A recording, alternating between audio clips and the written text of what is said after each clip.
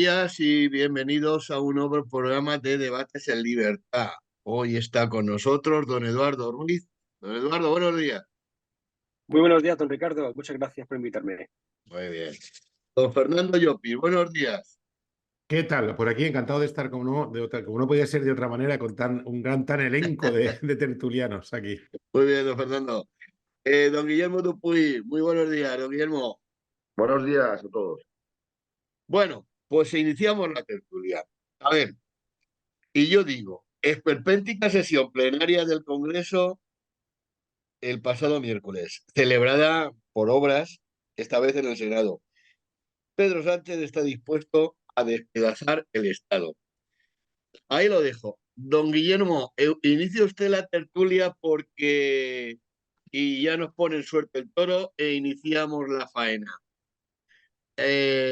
Suya es el suyo es el turno. Adelante, don Guillermo. No, sí, yo coincido en que quizá lo más destacable en esta semana haya sido la surrealista y lamentable sesión parlamentaria del miércoles, que se suponía que era la primera votación en la que el presidente del gobierno, Sánchez, se veía, porque ha tenido apoyos para la investidura, pero otra cosa es luego gobernar.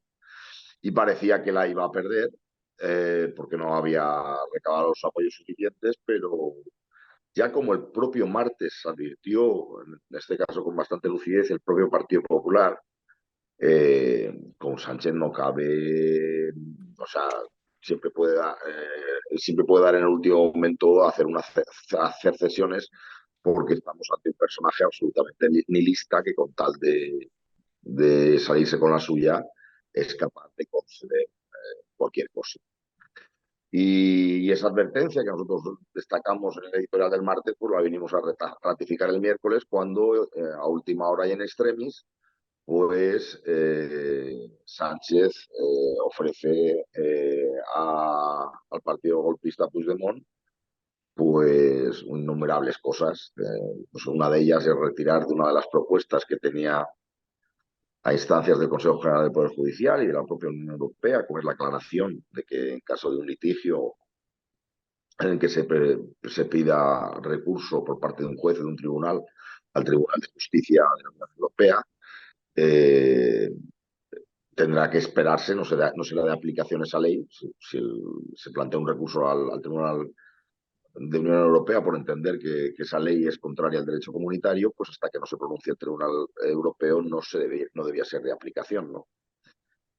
Y esto bien es cierto que muchos periódicos lo han interpretado al retirar esto a instancias de Puigdemont porque no le gustaba un pelo, porque claro, está la ley de la amnistía, en donde muy previsiblemente habrán recursos ante el Tribunal Europeo.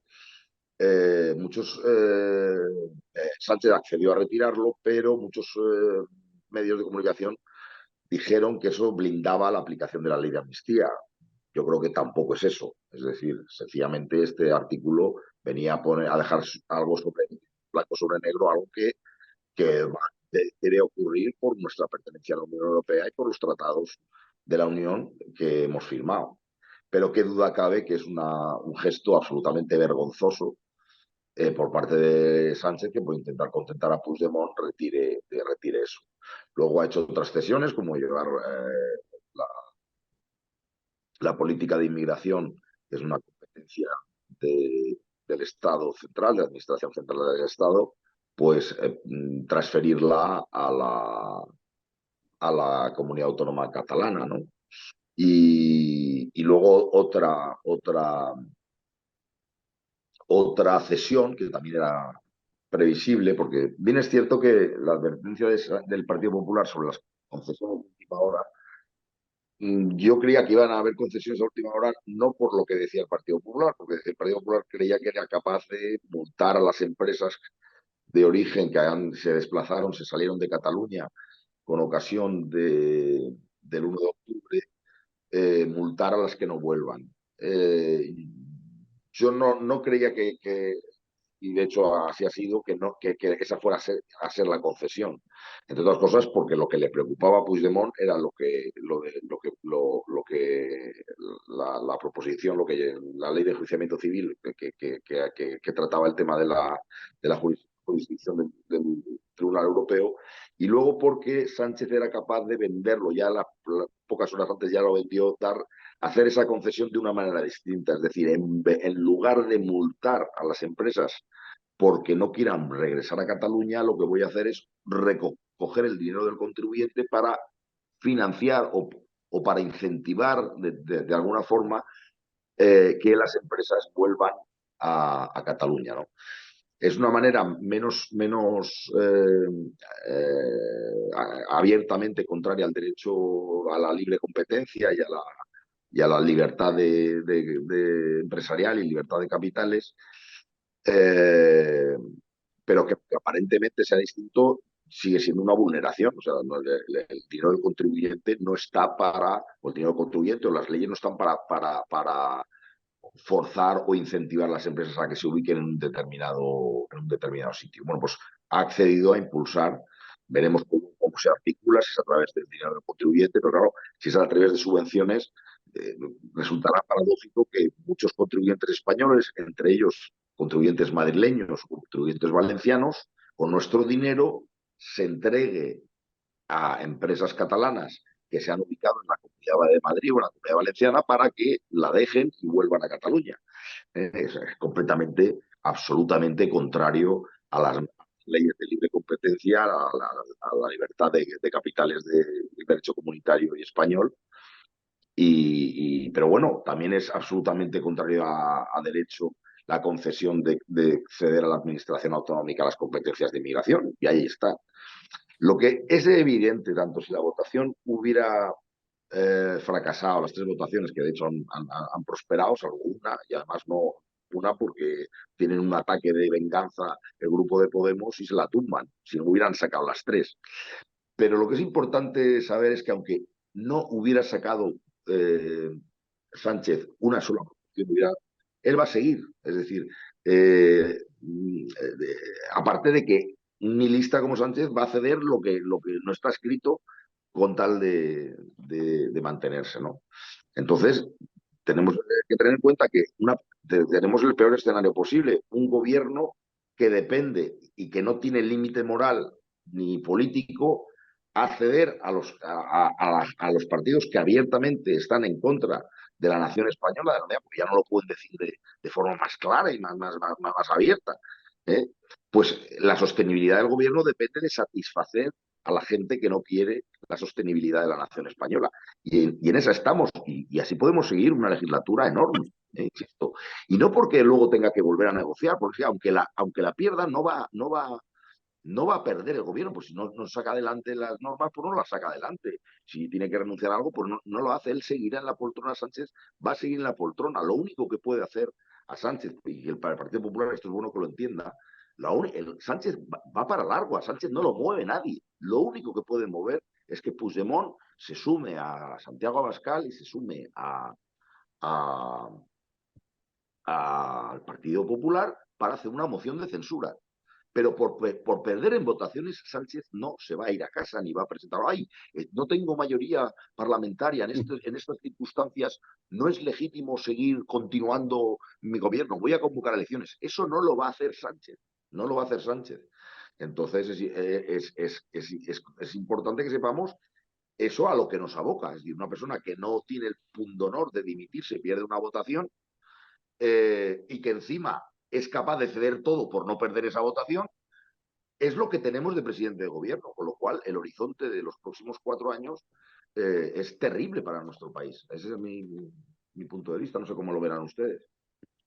Pues a ver cómo lo ve don Eduardo.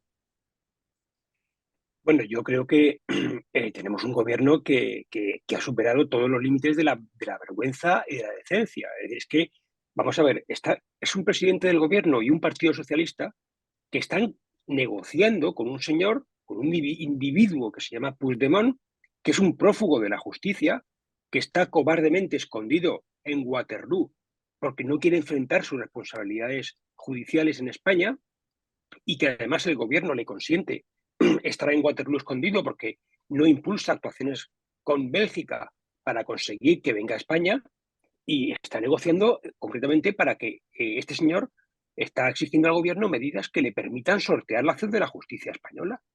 Y el gobierno de España, atentando contra la independencia de uno de los poderes del Estado, está concediéndole las cosas que pide a un prófugo de la justicia. Es decir, esto, pero ¿en qué país serio es imaginable que ocurra? Es decir, esto, hombre, yo entiendo que en Venezuela, esta patria que tanto le gusta a los comunistas de Podemos, pues pueda ocurrir algo parecido, pero en España, hombre, en España esto era inimaginable hace unos años. ¿Pero qué clase de gobierno tenemos en España? Por favor, es que la gente tiene que abrir los ojos. Tenemos un gobierno negociando con un prófugo de la justicia, un presidente del gobierno de España que está de rodillas, pidiéndole por favor a un prófugo que le dé sus votos y el prófugo apretándole la correa que tiene sujeta en su cuello. Pero hombre, vamos a ver, un presidente del gobierno de España no puede permitir que esto ocurra. Y si se ve en esa situación, tiene que dimitir. Es decir, no puede permitir, no puede tenernos, no ya ser él el rehén de un tío como Puigdemont, que es un prófugo de la justicia, que eso, por supuesto, es insostenible. Lo que no puede permitir es que el pueblo español, los 47 millones de españoles, seamos correhenes con él, porque si él es rehén, los demás vamos detrás. Y claro, toda esta situación llena de humillaciones hacia el gobierno de España, que en el fondo lo sostenemos todos con nuestros impuestos, porque es la verdad, nos guste o no, es decir, nos lleva a situaciones como que, por ejemplo, la portavoz de Junts pues aparezca en conversaciones grabadas en un medio de comunicación catalán riéndose de Pedro Sánchez. Que bueno, yo también me río de él, pero más bien me río por no llorar, porque la verdad es que tenemos un presidente que es de un chiste trágico, pero un chiste. Pero claro, si reírse de él no es que se ría de él, es que se ríe de todos los españoles. Sí, la señora portavoz de Junts se está riendo de todos los españoles gracias a Pedro Sánchez, que es el cooperador necesario de que esto se produzca. Es insostenible, es una humillación al gobierno de España, pero al pueblo español en el fondo. Y esto no se puede consentir. Claro, es decir, Sánchez, dicen las malas lenguas, que iba por Moncloa pegándole gritos a Bolaños, dales todo lo que pidan, dáselo. ¿Y qué piden? Pues claro, piden claro, lo posible y lo imposible, porque como Pedro Sánchez está de rodillas con el collarcito puesto en el cuello, pues, pues aprovechan, claro, lógicamente, y piden lo que se les ocurre. Y ha pedido pues la inmigración. Claro, la inmigración, competencia exclusiva del Estado. En este caso, es verdad que el artículo 152 de la Constitución permite la delegación de competencia del Estado.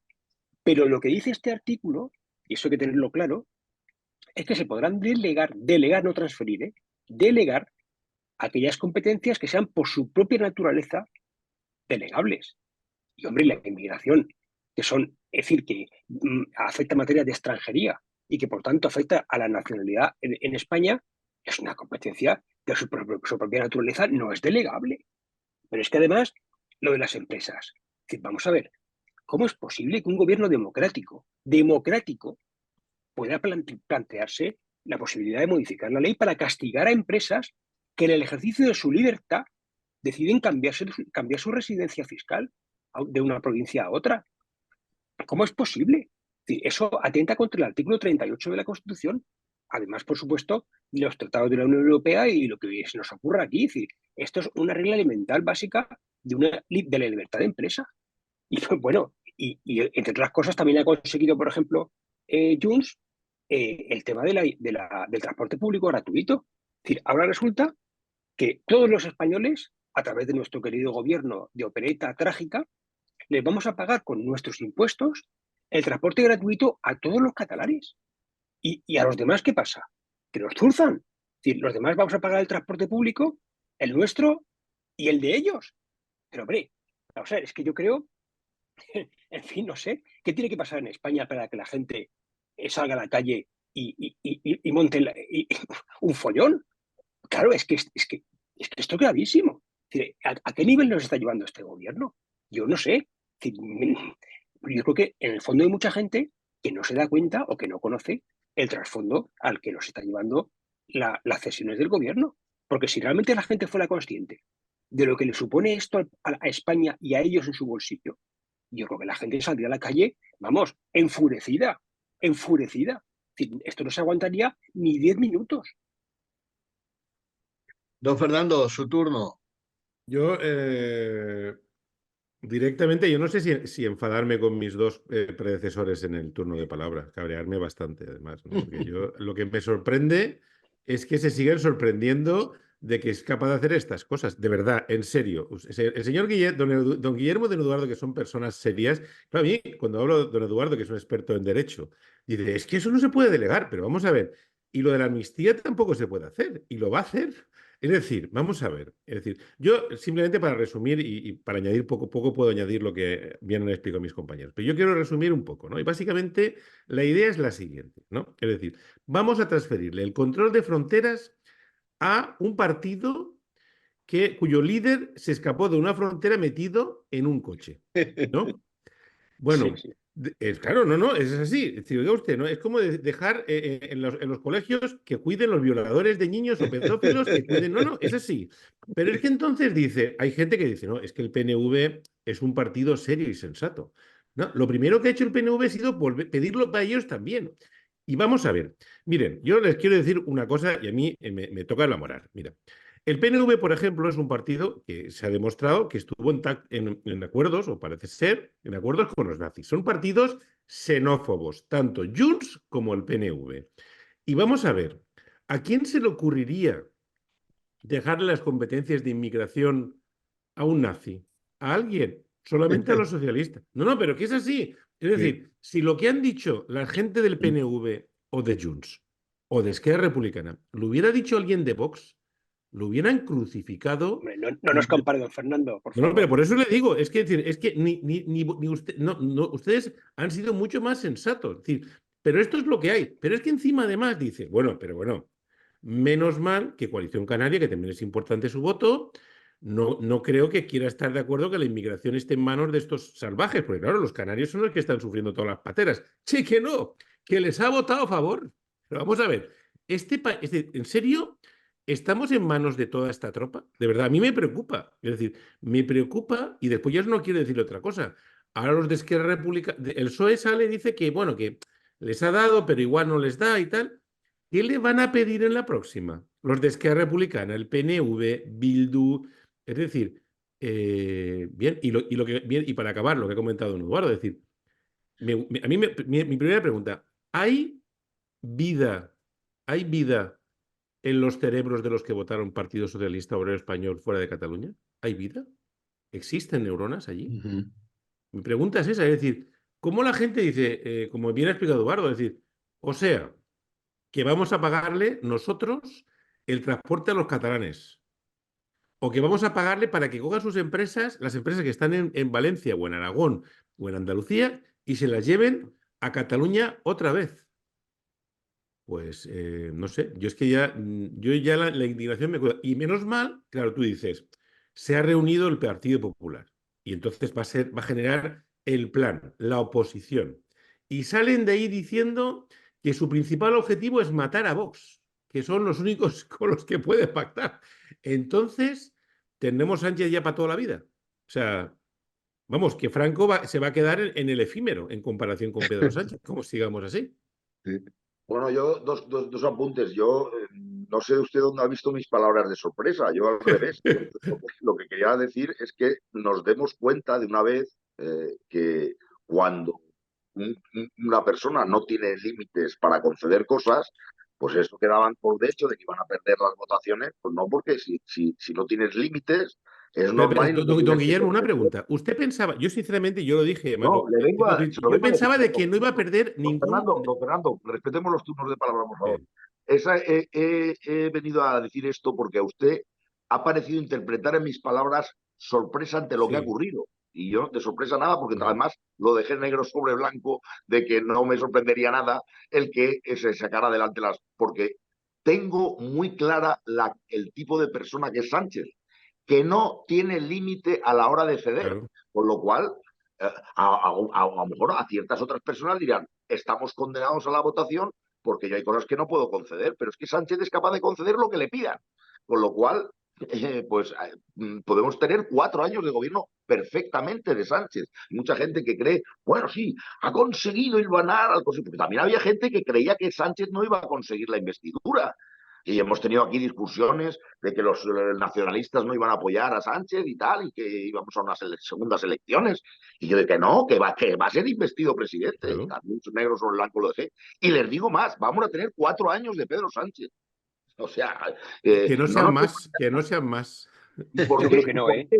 Porque todas las concesiones, por muy ilegales que sean, ahora dicen, no pueden conceder, no se puede ceder el tema que es clamorosamente ilegal, como muy bien ha explicado don Eduardo, en la combinación de esos dos artículos de la Constitución, uno que dice que es competencia de la Administración Central y el otro que dice que se puede delegar en aquello que sea delegable, evidentemente la inmigración por su propia naturaleza no es delegable. Pero volvimos a lo mismo. Un pulpo no es animal de compañía, pero si el que tiene que interpretar si es o no delegable por su naturaleza la delegación es un señor del Partido Socialista que se llama Conde Pulpido, pues lo harán porque tienen controlado, y por eso siempre incido en la importancia que tiene la separación de poderes. Si hemos permitido que el Tribunal Constitucional, que es en España quien dice qué es y qué no es constitucional, ya puede decir la ley que solo se delegarán a las administraciones autonómicas por parte de la Administración Central aquellas políticas que por su naturaleza sean delegables, evidentemente la política de inmigración no lo es, que el que lo interpreta dirá, no, no, si la política de inmigración se puede delegar. Y el ejemplo claro es el del pulpo como animal de compañía. La ley dice que no se puede entrar animales no pueden entrar animales a lo que sean animales de compañía. Pero si el tribunal, el juiciador, considera que el pulpo es animal de compañía, aunque la ley diga que solo entran animales de compañía, el pulpo entra. O sea, la importancia de la muerte de Montesquieu es la muerte de la nación y de los límites legales. Entonces puede hacer cualquier cosa. Luego, también una otra segunda observación y con ello termino. Todo esto se está haciendo para que la gente no vote. Es decir, cuando pensamos cómo la gente no... No, todo esto se está haciendo para que la gente no tenga que celebrar unas nuevas elecciones generales. Es decir, yo estoy convencido que si hay unas elecciones generales, eh, eh, y estoy tan convencido como lo está el propio Pedro Sánchez de que pierde las y que las gana con mayoría absoluta el Partido Popular y Vox. Y hasta tal punto Pedro Sánchez está convencido de que eso es así, que va a ceder lo que haga falta con tal de que los ciudadanos españoles no puedan votar hasta dentro de 4 años. Eso si luego no hace otro tipo de pillería. Pero ahora, lo prioritario para Pedro Sánchez y la razón de por qué está haciendo todas estas cesiones es para evitar unas nuevas elecciones generales. Y entonces se cede en todo. Luego, no traslado mi malestar con las élites políticas y mediáticas al conjunto de la ciudadanía. Hombre, a lo mejor me equivoco, oye, a lo mejor ahora pierde una votación el señor Sánchez y dice, mira, en este sentido no podemos seguir, voy a pedir el refrendo de la gente. Me puedo equivocar y ahora resulta que el Sánchez gana las elecciones o queda como más o menos como está ahora. Yo creo que me equivocaría, lo digo, me equivoco, porque yo me apuesto aquí delante de todos ustedes que sacan con amplísima mayoría absoluta el Partido Popular y Vox. Es decir, yo no voy a criticar a la gente. Yo creo que mucha gente que ha votado a Sánchez no volverá a votar a Sánchez. Ahora, dentro de 4 años no lo sé, porque la máquina de propaganda puede hacer ahora. Pero eso, que yo lo piense me da igual. El que lo piense es Sánchez. Y Sánchez va a hacer todo lo posible, todas las decisiones posibles, que le evite unas elecciones anticipadas. Entonces, es simplemente esa salvedad. Y como creo que no van a haber elecciones anticipadas, porque la única forma de conseguir elecciones anticipadas es que Puigdemont o cualquier otro golpista o separatista dejara o apoyara una moción de censura de Vox y PP, o de PP y Vox, porque la lideraría lógicamente el PP, Pedro Sánchez no va a tener posibilidad de elecciones, porque elecciones, la única forma de conseguir elecciones es que hubiera una moción de censura que prosperara. Insisto, aparte de que las ha ganado, aunque hubiera perdido los 3 votaciones de los decretos y leyes del pasado miércoles, aunque hubiera perdido las 3, Sánchez no convoca elecciones generales. Me le importa un pito, que no se puede aprobar, pues no se aprueba. Y sigue en la poltrona. Y cuando haya que negociar los presupuestos, aparte de que, insisto, es que aparte de que cede todo lo que haga falta, es que si aún así los nacionalistas no estuvieran contentos con todas las cesiones que hace Sánchez y perdieran las votaciones, no convoca elecciones, prorroga presupuestos. Entonces, tenemos que tener claro que ese es el escenario en que tenemos, que es un señor que va a ceder todo por evitar que los ciudadanos vayan a las elecciones de forma anticipada. Entonces, eso es un desgaste brutal porque, claro, va a tener que, porque es lo que ustedes señalaban, hoy, a lo mejor hoy se ha llevado el protagonismo Puigdemont, pero espérate que Bildu también apriete, que Bildu lo parece que lo hacen de forma más oculta y más sigilosa, porque de esta votación aquí han cobrado todos, tampoco ha sido el único que ha cobrado, ha sido Puigdemont. Habrán cesiones subterráneas, porque claro, la gente dice, oye, muy Bueno, bonito, los de, los, Bildu, los de Bildu ya, Bildu digan Bildu que ya Puigdemont. va a pedir la amnistía para los presos Claro, eso lo hacen vascos. todos. Lo que está claro es que el miércoles el gran triunfador fue el partido que no, paradójicamente fue el único partido que no participó en la votación, pero el gran triunfador de la votación fue el partido que no participó en la votación, que es Junts per Catalunya, el partido de golpista Puigdemont. Ese es el que triunfó de cabo a rabo el miércoles. Mientras un Sánchez, pues resistiendo al frente del caos, como titulamos. Pero resiste, al frente del caos, pero resiste. Sí. Con lo cual, hay una sostenibilidad. Tenemos que tener que esto es un gobierno muy sostenible que se va a sostener y su sostenibilidad radica en la destrucción de la nación española, entendida como Estado de Derecho, en la unidad de la nación española y luego en lo que nos articula como nación en sentido jurídico. Eso es lo que, ese deterioro es lo que va a sostener a, a Pedro Sánchez durante 4 años. Salvo que, insisto, hay una cosa sorpresa y hay una moción de censura y se desbanque. Pero el señor Sánchez no va a convocar elecciones si no se las convoca. Yo Bueno. si me permiten hacer una apuesta de a futuro, yo les digo, yo creo que aprueba los primeros presupuestos. Aparte que lo va a aprobar, pues será lo que quiera. Claro. Yo sí creo que hay un problema, es decir, cuando tú eres capaz de evaluarlo todo, de aceptar cualquier cosa, cualquier chantaje. Los nacionalistas obviamente están encantados con él, porque al final, aunque les dé la mitad de lo que pacten, Claro. pues ¿qué es lo que van a hacer? Pedir el doble en la siguiente iteración. Y así vamos a estar, es decir, en cada decreto, en cada propósito, es decir, en cada proyecto, en cada cosa, pues se tendrá que volver a pactar. Y entonces, para mí el miedo que me da es que en estos 4 años, que yo creo que Pedro Sánchez, salvo que pase una catástrofe, va a durar 4 años, es decir, va a generar un golpe brutal a la reputación de España como país, donde la gente puede invertir, donde las empresas, donde la inversión extranjera pueda fluir. Y esto, pues bueno, yo creo que, yo sinceramente, a mí el problema que usted, don Guillermo comentaba que Sánchez va a estar 4 años, y yo le digo, el problema ya no es solo que esté 4 años, el problema es que esté 8, a lo mejor, o 12. Y al paso que vamos camino de.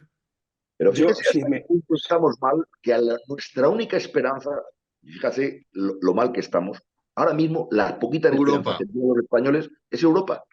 Imagínate, uf, Europa. Si si Europa me nos tiene que permiten, salvar, imagínate lo mal que estamos. sí, si me permiten, vamos a ver, yo puntualizar algunas palabras que ha dicho don Guillermo. Yo creo que el gobierno de Pedro Sánchez no es sostenible, más bien es resiliente. Es su Bueno, famoso manual de resistencia, este que escribió él, o le escribieron, que yo ya no sé cómo está la cosa, es lo que, digamos, justifica esta persistencia de mantenerse en el poder y lo que explica la situación. Es resiliente, mucho.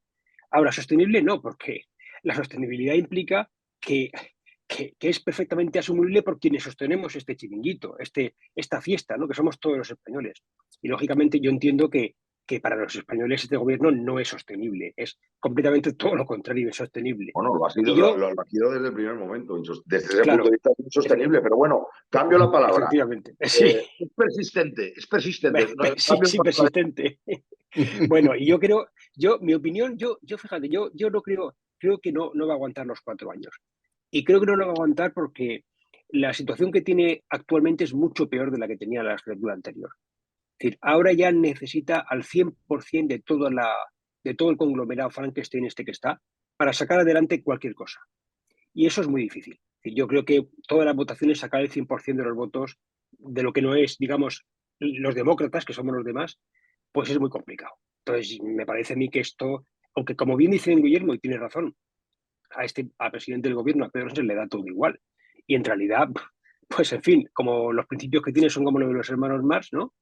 Pues en el fondo podría estar ahí todo el tiempo que quisiera, pero cuando las cosas empiezan a fallar y uno pierde votaciones importantes, los presupuestos, pues a lo mejor saca el primero, pero a lo mejor no lo saca más, porque lógicamente cada vez los partidos con los que se asocia, que son lo peor de cada casa, pues van a exigir más, van a poner el listón más alto. Es decir, la situación va a ser cada vez más complicada para él.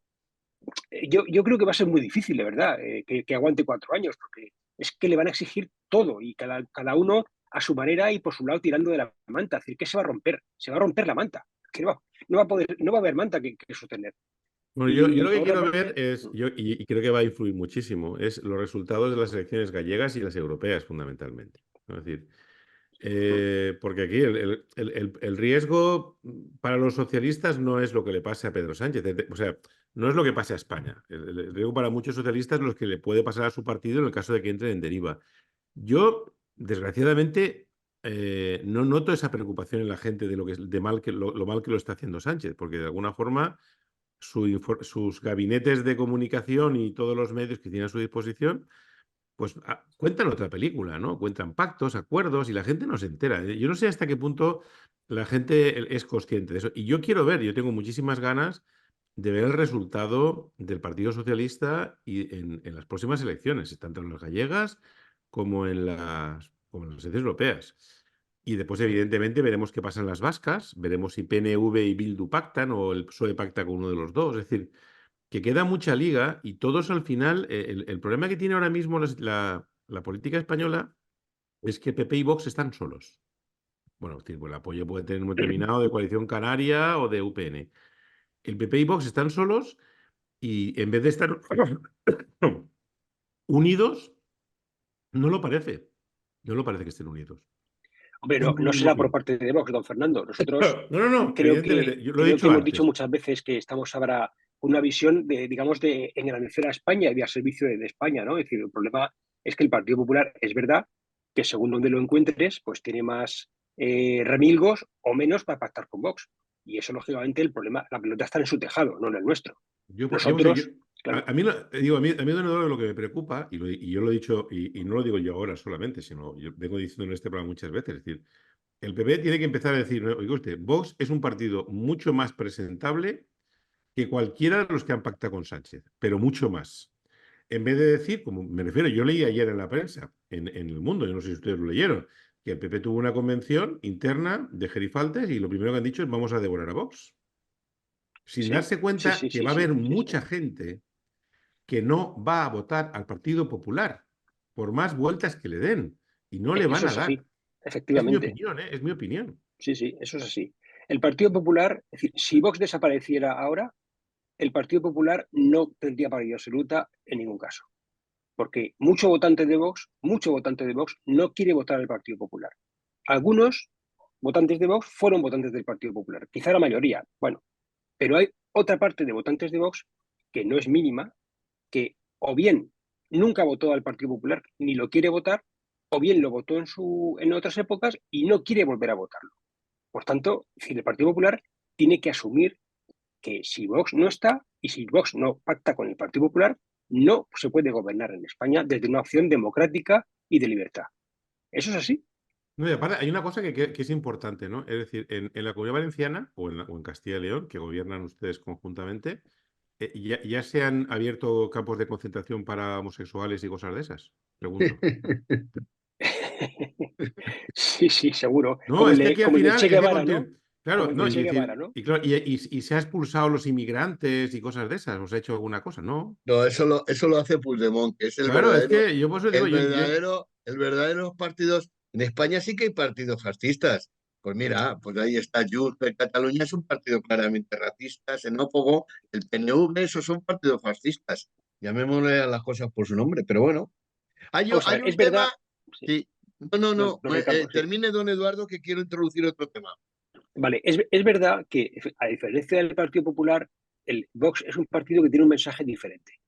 Diferente que es muy diferente respecto de las convenciones a las que está acostumbrado el Partido Popular y también el PSOE, que es la cultura de lo globalista, la cultura de ceder todo al aparato burocrático de Bruselas. Es decir, lógicamente, frente a este tipo de discursos, Vox tiene un discurso propio diferenciado y es marcadamente diferenciado con respecto a lo que ofrecen PP y PSOE, que aquí coinciden. Entonces, yo entiendo que el Partido Popular pues tiene problemas para pactar con Vox, pero los mismos que tenemos nosotros para pactar con el Partido Popular. Sin embargo, nosotros tenemos claro que el objetivo es salvar España Y si para eso hay que pactar con el Partido Popular, pues pactamos. Lógicamente fijamos unas condiciones mínimas para pactar y se pacta. El Partido Popular tiene que asumir que esta es la realidad en la que vivimos. Bueno, quería introducir, porque también esta semana se ha producido la subida del salario mínimo interprofesional con un 5% a espaldas de la COE, en este caso de la patronal. Bien, pero yo quería que, como tenemos tiempo, hablar sobre el tema del salario mínimo interprofesional de una manera más general. Y yo la pregunta muy sencilla. ¿Para ustedes genera o destruye empleo el salario mínimo interprofesional? Don Guillermo, ¿qué le parece en Bueno, sí bueno, mismo el salario mínimo interprofesional? independientemente de los efectos económicos que tenga, que para mí no son positivos, yo estoy en contra de cualquier ley de salario mínimo por una cuestión ética y moral y en defensa de los trabajadores. Los salarios mínimos los debe fijar el trabajador. Cada trabajador, en función de sus circunstancias, que solo él conoce, debe decir cuál es el mínimo por el cual acepta ser contratado. Pero si un trabajador decide aceptar un trabajo por un salario y el empresario está de acuerdo en dárselo y él en cobrarlo a cambio de ese trabajo y que llegue un tercero y diga, no, no, no, es que usted, el precio que ustedes libremente han fijado está por debajo del salario mínimo que ha fijado el gobierno, con lo cual usted no puede ser contratado, salvo que el empresario aumente la retribución y si no se queda usted en paro. Evidentemente es un atentado a la libertad, es un atentado a los derechos civiles del trabajador porque se le usurpa el derecho al salario mínimo que él debe fijar sobre su salario, no sobre el salario del vecino. A lo mejor mi salario mínimo, por mis circunstancias, está más elevado que otro. Yo creo que el mejor salario, leyes de salario, son las leyes de salario libre. En muchos países de Europa no existen leyes de salario mínimo, son por cierto donde los salarios son mejores. Eh, pero es que además, aparte de ese componente ético de usurpación de un derecho que debe ejercer el trabajador, el salario mínimo de Pepe Saura lo decide Pepe Saura, no José Luis Martínez. Y el salario de José Luis Martínez, el mínimo, lo decide José Luis Martínez, no Pepe Saura. No nos expropien decir, no vengan a salvarme. Si a mí me parece que es poco lo que me ofrecen, yo ya diré que no. Pero usted no tiene por qué usurparme a mí el derecho a decir que no bajo mi protección.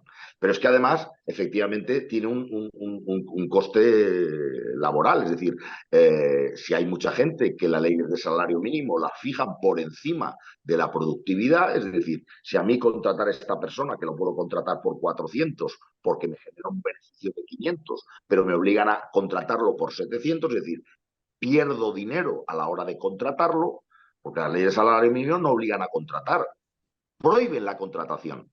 Es decir, prohíben contratar, pero no obligan a los empresarios a que contraten por ese salario. Si el salario mínimo está por encima de la productividad del trabajador, sencillamente no lo contratan.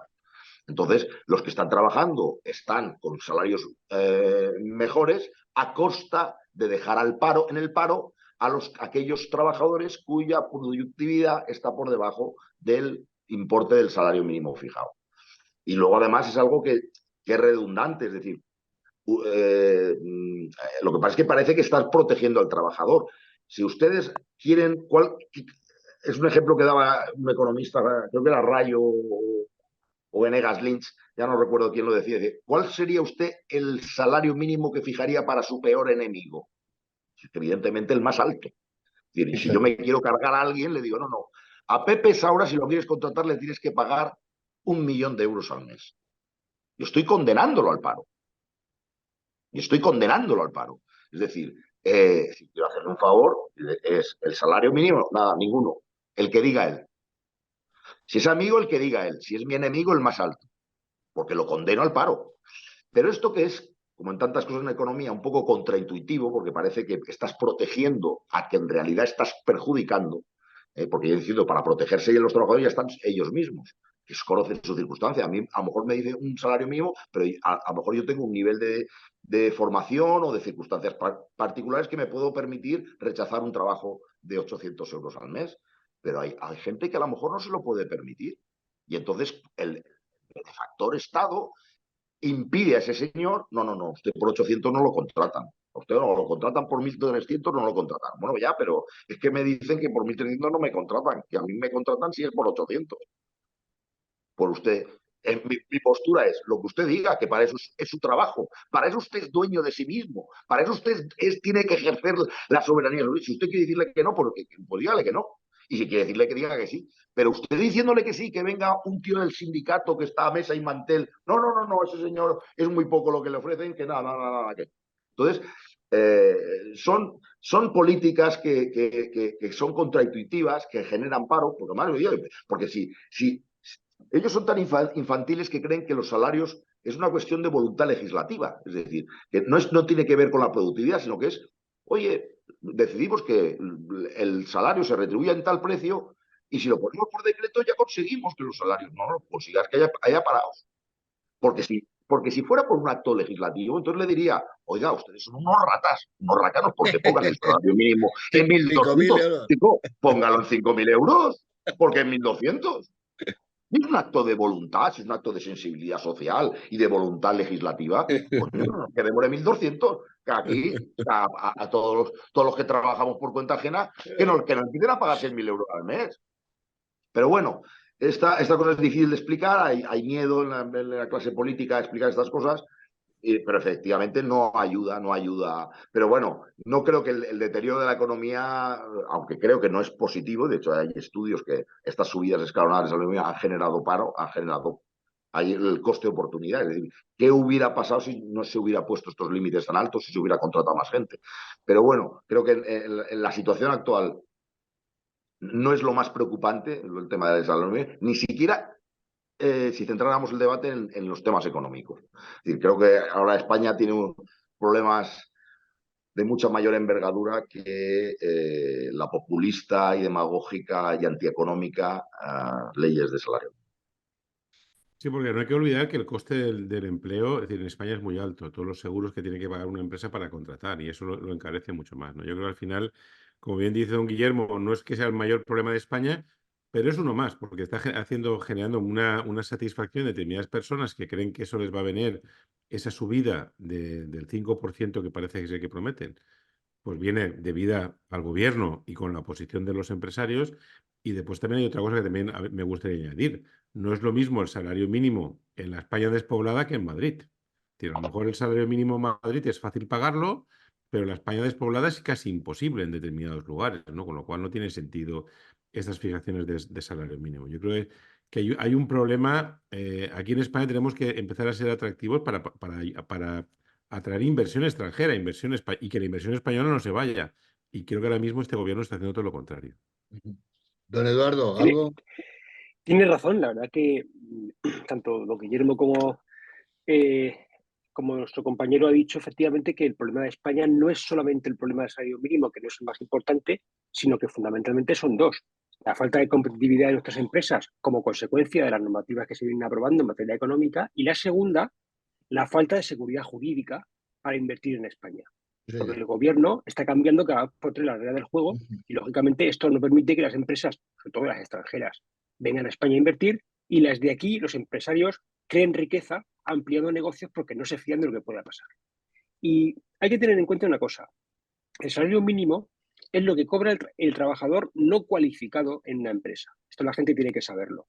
Cuando subes el salario mínimo, estás pagando más al trabajador no cualificado.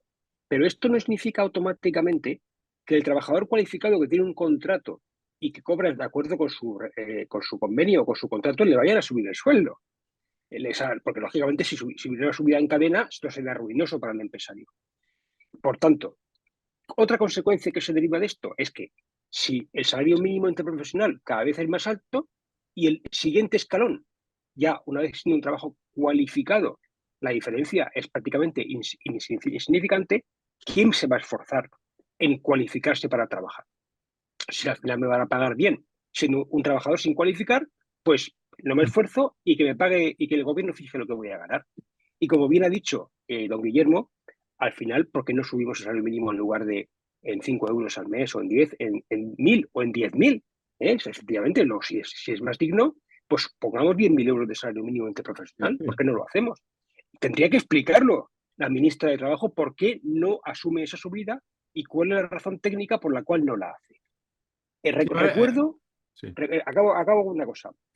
Recuerdo que la pregunta clave aquí también es, ¿se va a perder empleo cada vez que se sube el salario mínimo interprofesional de esta manera, sin acuerdo social con los empresarios? Se pierde. Por supuesto que se Se pierde. está perdiendo. Por supuesto. Ahora, es verdad que los efectos no son inmediatos. Lógicamente la gente, esto es como el pulpo o como la rana que está en el agua que está calentándose poco a poco. La rana no se da cuenta hasta que está hervida. Pues aquí ocurre lo mismo, es decir, empezará a degradarse la productividad y la creación de empleo en España poco a poco y llegará un momento en el que como venga una crisis, esto no lo va a poder levantar ni el Blas. O sea, se va a perder mucho empleo, lógicamente, en medio y largo plazo. Y recuerdo una frase, y con esto acabo y le dejo al señor Corsario Digital. Recuerdo la frase que dijo el representante de UGT sobre la falta de acuerdo de los empresarios con el tema del salario mínimo. Les dijo, es que los empresarios españoles son unos rácanos. Se permitió llamarles rácanos a los empresarios, a los que crean riqueza en España, rácanos. Vamos a ver, y luego se molesta porque a él le llaman como de gambas. Hombre, hay que tener la piel igual de dura que la lengua, como mínimo. Pero hay una cosa y muy rápido. Decía, a mí lo que me preocupa es que cuando a veces hay medidas que suponen un coste y limitan la productividad, pero es que eso ahora mismo, por ejemplo, que me llama mucho la atención que el PP critica una cosa, pero ahora mismo a nivel de Comunidad Valenciana se está llegando a un acuerdo para reducir la jornada laboral de los trabajadores de la Consejería de Sanidad. Eso, inevitablemente, es incrementar el coste de la plantilla. Y a Sin lo duda. mejor en un caso de sanidad donde no hay refuerzos que contratar. Sin duda. Pero eso que en una empresa privada lo llevaría a la ruina, el problema es que cuando lo haces con funcionarios, como no quiebran porque no se financian de clientes, sino de forzados contribuyentes, pues más gasto público, más endeudamiento y tira adelante. Y más Es decir, las lista de políticas, espera, y más lista de espera. lo grave de este tipo de políticas equivocadas en el ámbito de privado o público lo diferencia eso. Es decir, es que los organismos públicos pueden hacer barbaridades de manera muy sostenible o muy permanente. ¿Por qué? Porque está el dinero del forzado contribuyente para sostenerlo. Si a una empresa dice, mira, privada, voy a pagaros lo mismo, pero vais a trabajar la mitad, esa empresa no puede perpetuarse porque entra en quiebra y liquida. Pero esa misma política llevada al ámbito público, mientras haya personas que puedan subir los impuestos y que los tienen que pagar porque si no van a la cárcel, pues tira que va. Pero claro, estás asfixiando a la economía productiva a costa de sostener con privilegios a la... Y luego los costes, los costes yo creo que son en todo momento, tanto a medio como a largo como a primer plazo. Es decir, es que lo que pasa es que no se ven. Es decir, nunca sabremos cuántos parados siguen en el paro por culpa de esos salarios mínimos. Es decir, Sí, a lo mejor si se hubiera quitado, mucha gente que ahora está en el paro hubiera estado contratado, pero no han seguido en el paro porque los empresarios no han estado dispuestos a pagarle tanto. Claro. O sea, ahí el principal perjudicado por las leyes de salario mínimo son los trabajadores más vulnerables, es decir, los menos cualificados. A ellos les afecta porque le están fijando una retribución mínima por encima de lo que ellos pueden aportar, con lo cual les condena al paro. A mí las leyes de salario mínimo no me afectan porque yo, sin necesidad de que venga nadie a protegerme, ya la inmensa o mucha parte de los trabajadores ganamos por encima del salario mínimo. Prueba y señal que los empresarios no pagan en función de lo que les obligan a pagar, pagan en función de la utilidad que les produce el contratar. A mí, claro, una empresa, el mismo rácano, ustedes han puesto el mismo rácano que se niega a pagar a su trabajador 1.000 euros y quiere pagarle 900, es el mismo empresario que a otro trabajador le paga como un canto en los dientes 5.000 euros o 10.000 euros. ¿Por qué? Porque ese señor al que le contrata 10.000 euros es poco dinero en comparación con lo que le hace ganar. Sin embargo, los 900 o los 1.000 euros que le obligan a pagar al trabajador no cualificado le hace perder dinero. Es decir, no es una cuestión ni de generosidad ni de racanería, es sencillamente de que si yo lo que obtengo en un intercambio tiene que ser mutuamente beneficioso. Si el dinero que yo doy a cambio de este trabajador y este trabajador a cambio me aporta menos de lo que yo le doy, no lo contrato. Y eso es una regla independientemente de la cantidad. Es decir, a lo mejor sale muy rentable y muy económico pagar un porrón de dinero a un trabajador si es capaz de revertir a la empresa más beneficios. O sea, no es por ahorrarse el dinero para todo, es sencillamente una política de costes. Ya. Lo que pasa es que esto a veces es muy crudo, pero forma parte de la realidad. Bueno, yo no sé si esto tiene algo que ver con lo del salario mínimo, pero sí que tiene que ver con el gasto del bocado que hay en España. Y hay una noticia de Libertad Digital que resaco que me ha parecido interesante en el sentido de que dice que España bate el récord histórico en pagar a funcionarios y políticos 160.000 millones de euros. Otra más, ¿no? Es que, en Claro, que fin, al final vamos a ser todos funcionarios, porque claro, todo eso se paga, porque eso no cae el cielo, del cielo. Es decir, si yo tengo que mantener cada vez más funcionarios, que encima, como comentaba don Fernando, y encima que les quito horas de trabajo, ¿eso quién lo paga? La paga la economía productiva, claro. y con lo cual hago más parados y más gente que quiere o que se va al paro o que quiere estar en plan funcionario. Entonces es una pescadilla que se muere la cola. Lo importante es... Y como nos queda ya prácticamente nada, sí que quiero hacer una reseña a que este fin de semana ha muerto Miguel Barroso, que para los que no lo conocieran era uno de los grandes gurús, ¿no? De Pedro Sánchez y uno de los que, imagino que habrá más, de los que formaban parte del Sanedrín más cercano de Sánchez, ¿no? Barroso, que la verdad es que, hombre, descanse en paz en el sentido de que se le tiene que decir así, pero era un totalitario en potencia, vamos, eso no le quita ese adjetivo. Bueno, pues nada, señores, un placer, Como una vez siempre. más, que es contar con su sabiduría, sus buenas opiniones, su saber estar. Y nada, y emplazarles para la semana que viene, Dios mediante, que pasen una muy feliz semana, don Guillermo, don Eduardo y don Fernando, y a todos nuestros oyentes, feliz semana, mucha salud y mucho trabajo. Buenos días. No, Buenos hasta ahora. días. Buenos días a todos.